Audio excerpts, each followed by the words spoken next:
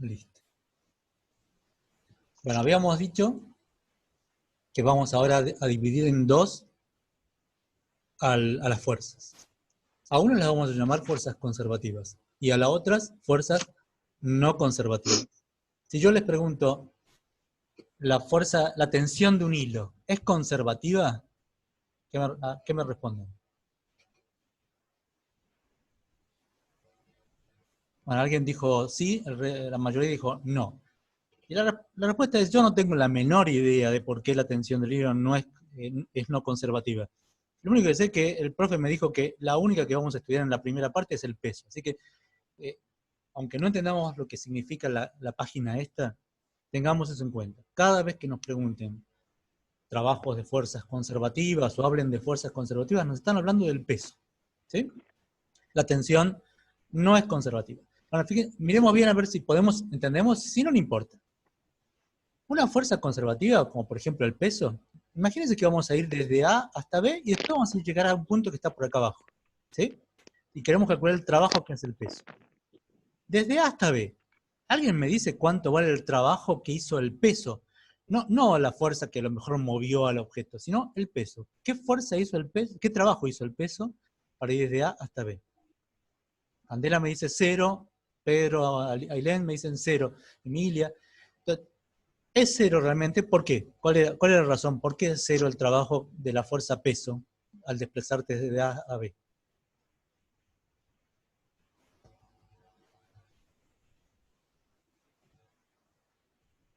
Claro, acá me dicen que es perpendicular. El peso es perpendicular al desplazamiento, entonces el coseno de 90 vale 0, el trabajo es 0. ¿Estamos de acuerdo? Ahora voy a ir desde B hasta un punto que está por acá abajo. ¿Sí? Ahora el trabajo ya no va a ser 0. La pregunta ¿es positivo o es negativo? ¿Cuánto vale el ángulo que forman la fuerza, peso y el desplazamiento?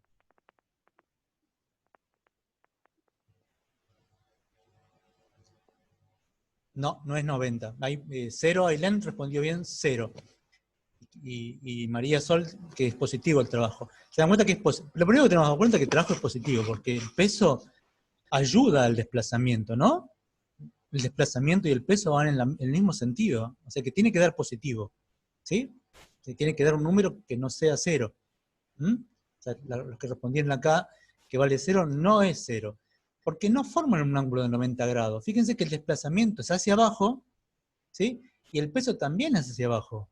Forman un ángulo de 0. ¿Está bien? El ángulo vale 0. Y entonces el trabajo es positivo. Y simplemente es fuerza por desplazamiento. Fíjense que el desplazamiento lo podemos calcular como la resta de estas dos. ¿Sí? Y es positivo. ¿Está bien? Ahí me pregunta Diana si tiene que ver el sistema de referencia. El sistema de referencia no tiene que ver en nada, nada. En trabajo, lo único que el signo lo da el ángulo que formen la fuerza y el desplazamiento. En este caso, el ángulo es 0, porque el desplazamiento va para abajo y el peso va para abajo. Y eso, por más que tomemos el sistema de referencia para abajo, no cambia para nada. ¿Bien? Eso piénsenlo bien. Si no lo comprenden, vuelvan a preguntármelo después. Bueno, acá lo que hice es calcular la suma de estos dos trabajos, de A a B y de B a C. Me da cierta cantidad. Ahora voy a hacer lo mismo, pero voy a ir por otro camino. Voy a ir desde A hasta C. A D, perdón. Este trabajo, de nuevo, ¿es positivo, 0, cómo es? Desde A hasta D. No, 0 no es. De nuevo, fíjense que el peso va en el mismo sentido que el desplazamiento. Hace un trabajo positivo, como están diciendo por ahí. ¿Está bien? Por supuesto, Pedro dice que el coseno de 0 da 1. ¿Bien? Así que es un trabajo positivo. Es igual al anterior. ¿Se dan cuenta que es igual al que habíamos hecho de B a C? ¿Sí? Ahora voy a ir desde D hasta C. Y otra vez, ¿cuánto vale ese trabajo? Fíjense que la fuerza peso es perpendicular al desplazamiento. ¿Bien? Perfecto. Me están diciendo todo el mundo 0, porque el ángulo es de 90 grados. Si hacemos la suma de el trabajo de AD y de DAC, nos da exactamente lo mismo que antes. Bueno, esto es una de las características de una fuerza conservativa. Si yo voy desde A hasta C por el camino rojo, me da exactamente lo mismo que ir por el camino azul. Lo único que importa es desde dónde partí y a dónde llegué. O sea, las fuerzas conservativas, el trabajo de las fuerzas conservativas no dependen del camino. De hecho, podría haber ido por un camino raro acá por el medio, ¿m? Y haber llegado desde A hasta C. El trabajo de las fuerzas conservativas no dependen del camino. Finalmente, en un ratito vamos a ver que para calcular el trabajo de la fuerza peso, lo único que nos va a importar es cuál es la altura inicial y cuál es la altura final. ¿Está bien? Acá me preguntan, no entiendo, ¿puede ser positivo? ¿Conseguir exponente? No entendí bien la pregunta, pero otra vez, el sistema de referencia no tiene importancia. Lo único que importa es si, por ejemplo, cuando voy desde A hasta D, la fuerza peso apunta para abajo y el desplazamiento también. ¿Sí? Si a los dos apuntan para el mismo lado, el trabajo es positivo. No importa para dónde apunte el sistema de referencia. ¿Sí? No entendí tampoco lo de la resultante. Después, por eso lo charlamos. Bueno, otra manera de ver que una fuerza es conservativa, ¿sí? Es, si yo voy desde A y vuelvo a A, entonces el trabajo de la fuerza peso da 0, porque volví al mismo lugar de donde partí. ¿Está bien? Habíamos dicho que el trabajo de la fuerza peso dependía desde donde salí hasta donde llegué. Si yo vuelvo al mismo lugar, el trabajo de la fuerza peso me da 0. Y esto es, entonces, otra forma de decir que una fuerza es conservativa. ¿Bien? Fíjense que eso no va a pasar con la fuerza de rozamiento, por ejemplo. Si yo voy con la fuerza de rozamiento, si la fuerza de rozamiento está haciendo un trabajo, en principio podría ser que me esté quitando energía, o sea, siempre me quita energía. Por más que yo vuelva al mismo lugar, me va a haber quitado energía. ¿Sí? Entonces, vuelvo a repetir cuáles son las características de una fuerza conservativa. El trabajo no depende del camino. Lo único que importa es de dónde salió y a dónde llegó. Y otra forma de decir que una fuerza es conservativa es si yo hago un recorrido y vuelvo al mismo lugar donde partí, el trabajo de una fuerza conservativa es nulo. ¿Sí? Eso significa que no me va ni a dar energía ni a quitar energía. ¿Está bien? Bueno, por supuesto que ni el rozamiento, ni el normal, ni la tensión, ni una fuerza de contacto son conservativas. Igualmente, esto es muy complicado, ¿sí? Así que lo único que tienen que tener claro es que el peso es algo particular. Es una fuerza conservativa. ¿Estamos de acuerdo? ¿Nos quedamos con esa idea mínima? ¿Sí? Bueno, entonces, cada vez que tengamos una fuerza conservativa, le vamos a poder asociar una energía que se llama energía potencial. Ahora lo que vamos a estudiar es una nueva forma de energía. Entonces, habíamos hablado de la energía cinética. La energía potencial, ¿sí? Ahora vamos a estudiar la energía potencial gravitatoria, o sea, la que tiene origen en el peso. ¿Sí? Acá me preguntan cuál es otra fuerza conservativa. Va a ser la electrostática, que la vamos a estudiar en la segunda parte. Ahora solamente preocupémonos por el peso. Entonces, esta energía es una energía potencial gravitatoria. En los problemas, como la única energía que vamos a estudiar potencial es la potencial gravitatoria, usualmente vamos a decir a secas energía potencial. ¿Bien? Bueno, fíjense qué significa eso. Si ustedes tienen un objeto a cierta altura del piso, ¿sí? Vamos a decir que tiene una energía potencial. ¿Por qué? Si lo sueltan, esa energía que era potencial se va a empezar a transformar en energía cinética. ¿Sí? O sea que de una energía podemos pasar a la otra. ¿Bien? Siempre las energías potenciales están relacionadas con una fuerza conservativa. ¿Sí? O sea, el peso es una fuerza conservativa, tiene asociada una energía potencial. Bien, de hecho, ahora en un ratito vamos a decir que si uno conoce la energía potencial, cómo va cambiando la energía potencial, va a poder conocer cuánto vale el trabajo que hace la fuerza peso. Bueno, entonces, esto es una aproximación en realidad, ¿no? Pero no vamos a entrar en detalle porque si no se complica. Entonces, cada vez que tengamos un objeto a cierta altura, le vamos a asignar que tiene una energía potencial. O sea, puede transformarse esa energía potencial en otro tipo de energía, por ejemplo cinética, o puede transformarse en un trabajo. ¿Sí? Puede mover un objeto. Fíjese que mientras más masa tenga, más energía va a tener. Mientras más alto esté, más energía va a tener. ¿Se les ocurre algún ejemplo que pueda usarse para generar, por ejemplo, energía eléctrica? Con energía potencial generar energía eléctrica.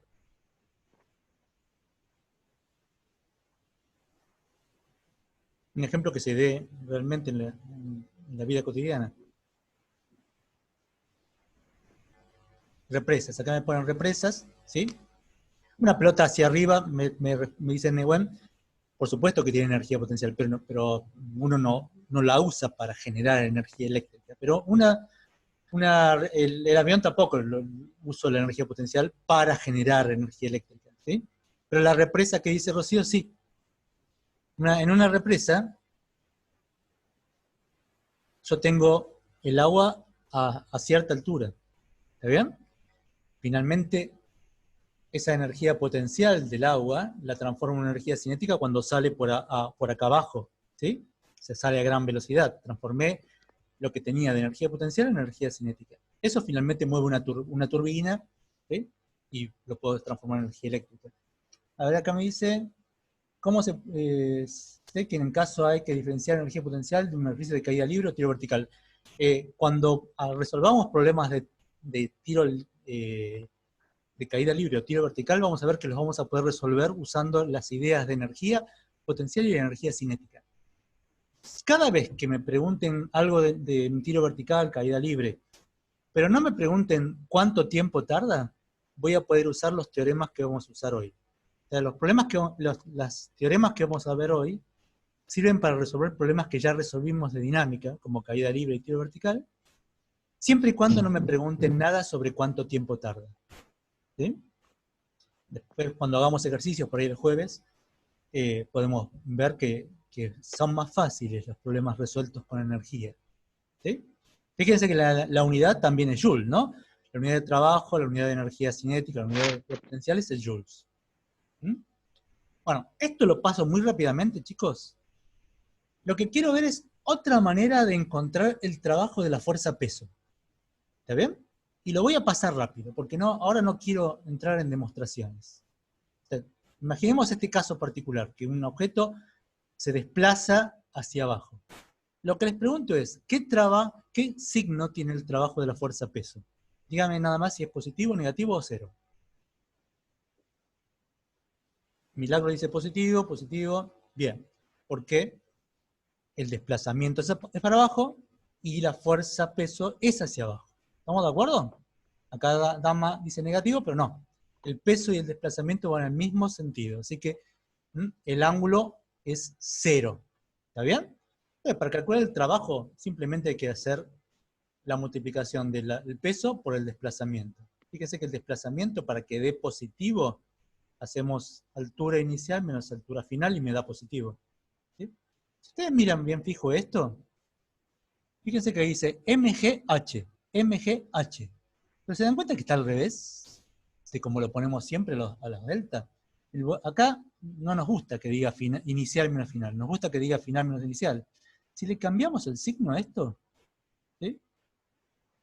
¿Sí? Le cambiamos el signo y nos queda que esto es una resta de energías potenciales. ¿Lo ven? Acá es un delta de energía potencial, pero al revés. Entonces, la conclusión que quiero sacar ahora, chicos, y no importa si entendieron esta demostración, no le den ni bolilla a esta demostración, es que si ustedes quieren calcular el trabajo de la fuerza-peso, una manera de hacer fuerza por desplazamiento.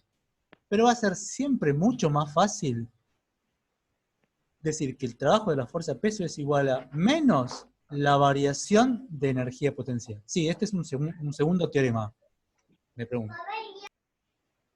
¿Bien? Y en forma general, esto vale para todas las fuerzas conservativas. Y lo anotamos como segundo teorema, ¿sí? Como me preguntaban ahí. El trabajo de una fuerza conservativa, cuando voy de un lugar inicial a un lugar final, siempre lo voy a poder calcular como menos la variación de energía potencial. O sea, tengo que hacer esta restita y nada más. ¿Se dan cuenta? Y fíjense, no me importa si va hacia abajo en forma vertical o si va hacia abajo en forma diagonal. Lo único que importa es que salió de una altura inicial y llegó a una altura final. Lo único que importa es desde qué altura salió a qué altura llegó. Entonces va a ser mucho más fácil calcular trabajos de fuerzas conservativas que cualquier otro tipo de fuerza, porque lo único que tengo que hacer es esta restita. ¿Estamos de acuerdo? Bueno, lo tenemos ahí en el machete, ya tenemos un par de expresiones, yo después les pongo un resumen de las expresiones que vamos a usar. Bueno, ahora va a venir otro teorema, ¿sí? Van a ser nada más que 3 teoremitas. El primero definimos. Hemos visto energía cinética que era igual a 1/2 de la masa por la velocidad al cuadrado y tenía que ver con la energía asociada a un movimiento.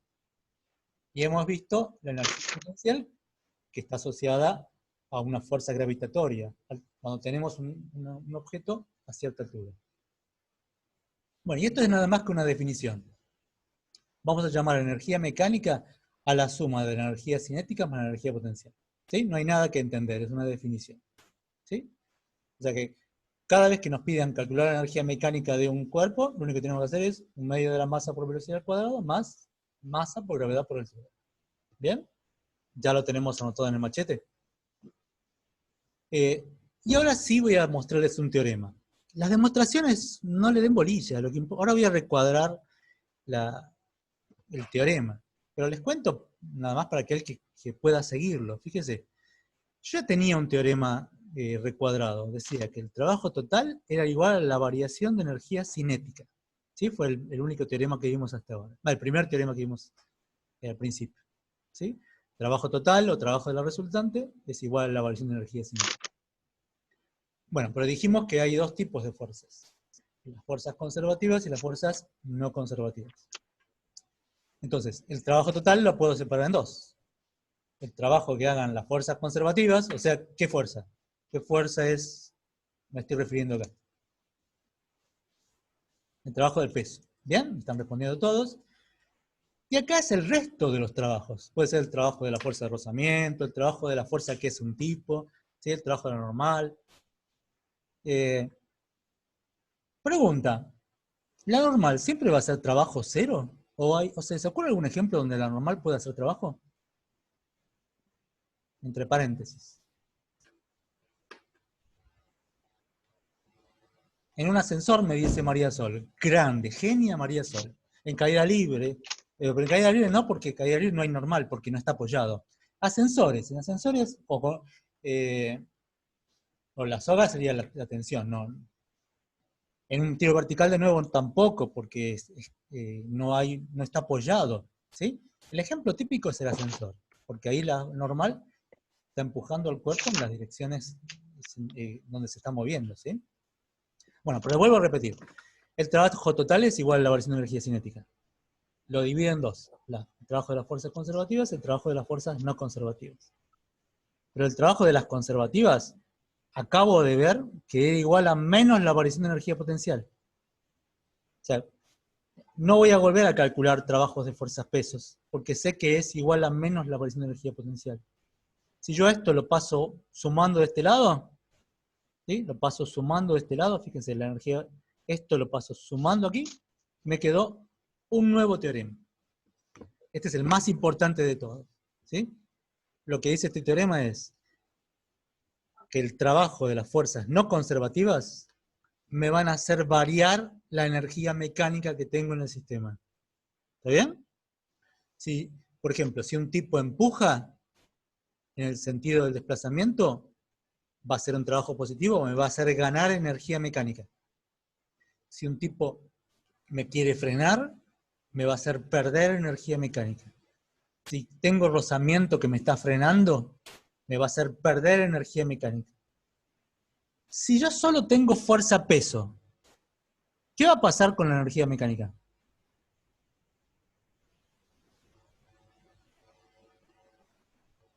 O sea, si no hay fuerzas no conservativas, ¿qué pasa con la energía mecánica? Claro, no varía. Claro, lo que me dicen todos es, si yo veo que no hay trabajo de fuerzas no conservativas, entonces la energía mecánica no va a cambiar. Eso va a ser uno de los ejemplos típicos. Y el ejemplo típico es el que ustedes me están nombrando cada rato, la caída libre, el tiro vertical.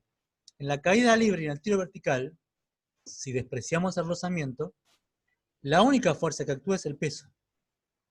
El peso es conservativo.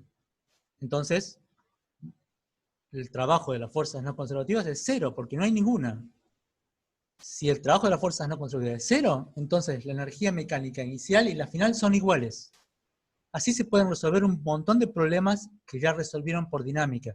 Caída libre, tiro vertical, ¿sí? O la caída por un plano inclinado. Si no hay rozamiento y no hay ninguna otra fuerza que me esté empujando, frenando, voy a poder plantear esto, que la energía mecánica inicial y la final son iguales.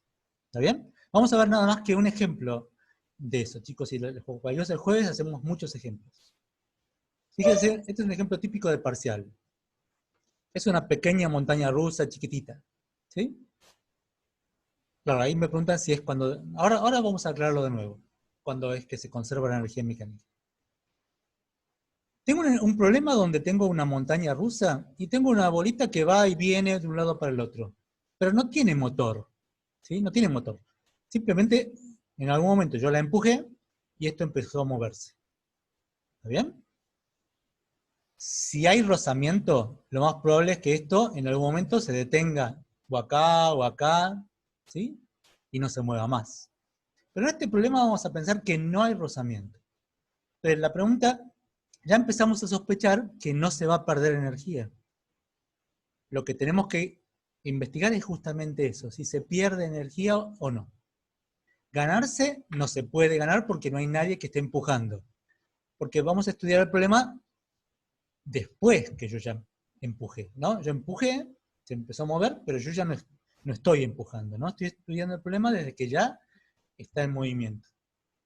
Entonces, en todo problema de dinámica, de trabajo, de energía, lo primero que tengo que hacer es un diagrama de cuerpo libre para saber qué fuerzas actúan. ¿Alguien me dice qué fuerzas están actuando sobre esta bolita? Uy, se me está acabando en 10 minutos.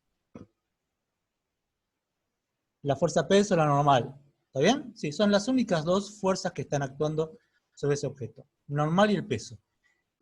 Fíjense que la normal y el peso están en todo momento, pero pueden cambiar su dirección, la normal, ¿no? El peso siempre apunta para abajo, pero la normal puede cambiar su dirección. ¿Está bien? Ahora la pregunta es, el peso es conservativo. La normal es no conservativa. Esa es peligrosa, esa me puede hacer perder energía. ¿Me hace perder energía la normal? El trabajo, acá me dicen no porque es cero. Bien, la normal no hace trabajo porque es perpendicular al desplazamiento en todo momento. ¿Estamos de acuerdo? Sí, como ustedes mismos me están diciendo. La normal en todo este ejemplo siempre es perpendicular al desplazamiento. Entonces, la normal no hace trabajo. Entonces, la única fuerza que tengo es la fuerza peso, que es una fuerza conservativa. Entonces, no hay trabajo de fuerzas no conservativas, entonces se conserva la energía mecánica.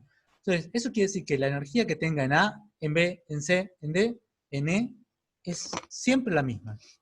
¿Sí? Fíjense, acá me dicen que el tipo se detiene acá bueno, no me lo dijeron, me olvidé de ponerlo, pero lo que vamos a usar como dato es que el tipo se detiene acá en D. ¿Estamos de acuerdo? ¿Sí? Y lo que vamos a hacer es calcular las energías en todos lados y tratar de encontrar las velocidades. ¿Bien? El único dato que vamos a tener es en D, porque sabemos que si se detiene ahí la velocidad vale cero.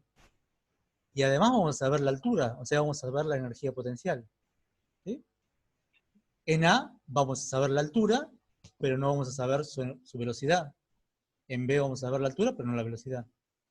Hay algo, chicos, que me olvidé de decirles en la hoja anterior, que es que la energía potencial depende de lo que elijamos como cero de potencial, porque la altura se mide desde algún lugar y es completamente arbitrario. Acá la vamos a medir desde acá.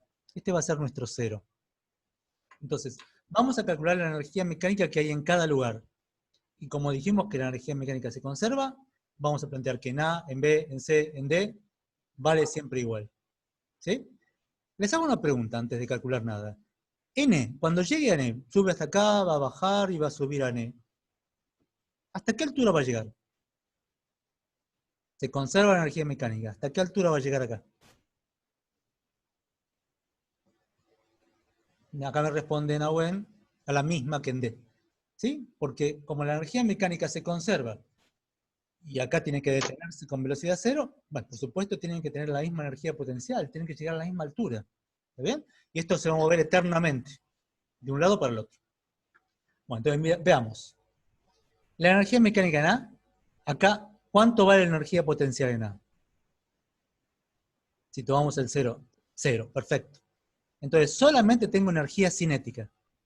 La masa vale 100, la velocidad en A no la conozco, es incógnita. Me paro ahí. En B, puedo calcular la energía potencial porque me dan la altura. La cinética, ¿cuánto vale? ¿Cuánto vale la cinética? ¿Me están diciendo 0? No, no vale 0. Fíjense que la masita va a tener que llegar a una altura mayor que 14,4. O sea que seguro acá va a tener que tener velocidad. No la sabemos, como dice Irina. ¿Estamos de acuerdo? ¿Entendieron eso? Va a tener que llegar más alto. No puede ser que acá tenga velocidad cero. Si no, llegaría hasta aquí. Hasta aquí llegaría. ¿Sí? Entonces, lo que sabemos es que hay energía cinética, que no conocemos, porque no conocemos la velocidad, y sabemos cuánto vale su energía potencial. ¿Sí? Porque sabemos su altura.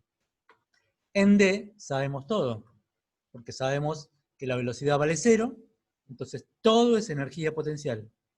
Fíjense, una vez que sabemos que en D vale 16.200, ¿cuánto vale la energía de A y cuánto vale la energía de B? En D vale 16.200. Lo mismo, acá me están respondiendo lo mismo, porque dijimos que se conservaba la energía mecánica. Bueno, entonces, si sabemos que esta vale 16.200, vamos a poder despejar la velocidad en A. Esta vale 16.200, vamos a poder despejar la velocidad en B. ¿No? Esa es la idea. De acá despejamos la velocidad en A y de acá despejamos la velocidad en B. Hagan la cuentita ustedes. ¿Sí? Entonces, este es un problema en donde el trabajo de las fuerzas no conservativas vale 0. Ustedes van a encontrar en la guía problemas donde sí haya trabajo de fuerzas no conservativas. ¿Sí? Lo hacemos cualquier cosa el jueves. ¿Bien? Y lo último que vamos a definir, chicos, y si se corta, no se preocupen porque es la última definición. Lo que sí faltaría es explicar cómo se hace el problema 37 cuando las fuerzas son variables. Así que si se llega a cortar, presten atención que el problema 37 no fue explicado. ¿Sí? Entonces definimos potencia y vemos si podemos llegar al problema 37. Fíjense, acá tenemos a Juan, un trabajador sudamericano, y Pedro, ¿sí? Un trabajador de un país desarrollado. Los dos tienen que hacer el mismo trabajo, levantar una piedra a cierta altura. ¿Sí? Se dan cuenta que los dos hacen el mismo trabajo. En particular acá Pedro no hace nada, simplemente la máquina le está haciendo... sí, me pregunta si la vamos a subir. Sí, vamos a subir al canal de YouTube, la clase. Pero acá estamos hablando de subir Pedro y Juan. La máquina esta tiene que subir este objeto, va a tener que hacer un trabajo. Y Juan va a hacer el mismo trabajo que hace la máquina. Pero ¿qué diferencia hay entre los dos? ¿Por qué es mejor tener esa máquina que tener al pobre Juan levantando las piedras? ¿Qué diferencia hay entre los dos? ¿Sí? El título tiene que ayudar. Acá me dice Agustina que Pedro lo hace más rápido. ¿Está bien? Entonces, lo que vamos a hacer es definir una nueva magnitud que se llama potencia, que tiene que ver con el trabajo, pero si lo hace más rápido, ¿qué va a significar? ¿Cómo va a ser la potencia si lo logra hacer más rápido? La potencia va a ser mayor, me responden. Perfecto. Entonces la idea es definir una magnitud que me dé esa idea. Si yo logro hacer un trabajo en menos tiempo, ¿sí? Significa que tengo una mayor potencia. ¿Bien? ¿Cómo lo definirían? Seguramente tiene que ver con el trabajo y con el tiempo. ¿Qué hago con el tiempo? ¿Lo divido o lo multiplico? Lo divido, me dice Brisa. ¿Está bien? O sea, la idea es que si yo hago un trabajo y lo hago rápido, voy a haber desarrollado una mayor potencia. O sea, la potencia va a ser trabajo sobre tiempo o variación de la energía sobre tiempo. Acá, variación de energía va a depender qué problema sea, si es variación de energía mecánica, de energía cinética. Algo que me olvidé de recalcarles, chicos, en los teoremas anteriores. Da lo mismo usar el primer teorema que el segundo, que el tercero. Da lo mismo decir que el trabajo de la resultante es igual a la variación de energía cinética, o que el trabajo de las fuerzas no conservativas es igual a la variación de energía mecánica. Pueden usar cualquiera de los dos. En particular, el último es el más potente. ¿Sí? Bueno, ¿qué unidades les parece que va a tener la potencia? Esto sí, me pregunta si es potencia media. Esto es potencia media. ¿Qué unidades tiene la potencia media? Watts. ¿Está bien? Otra manera de calcular potencia, ¿sí? Acá simplemente reemplacé lo que es el trabajo, fuerza por desplazamiento por el coseno del ángulo. Fíjese que delta X o delta T era la velocidad media, es haciendo el producto de la fuerza por la velocidad por el coseno del ángulo. ¿Sí? Si algo tiene mucha fuerza y va a mucha velocidad, tiene mucha potencia. Fíjese en los autos. Si yo pongo primera, puedo hacer mucha fuerza pero con poca velocidad. En quinta, puedo ir a mucha velocidad pero con poca fuerza. ¿Está bien? Y les paso rápido esto porque ya nos va a cortar. La potencia es el watt, en watts, pero también podría ser el HP, ¿no? Que tiene esta relación, son 746 watts. Y les hago una pregunta, ¿qué significa que una lámpara desarrolle 20 watts? ¿Qué significa? A ver, ¿quién me puede dar un significado de eso? 20 watts. ¿Qué está pasando? Claro, acá me dicen, ¿cuánto trabajo hace un tiempo? ¿Y cuánto? ¿Cuánta energía? Bien, perfecto. María Sol me dice 20 joules por segundo. Eso es lo que significa. ¿Se dan cuenta que esto me permite hacer una regla de 3? Porque si me preguntan cuánta energía va a liberar en 2 horas, hago una regla de 3. Si en un segundo libera 20 joules, en 2 horas, ¿cuánto va a liberar? ¿Estamos de acuerdo? ¿Sí? Y la última cosa que les digo hoy. ¿En qué unidades se mide la factura de luz? ¿Alguien tiene idea?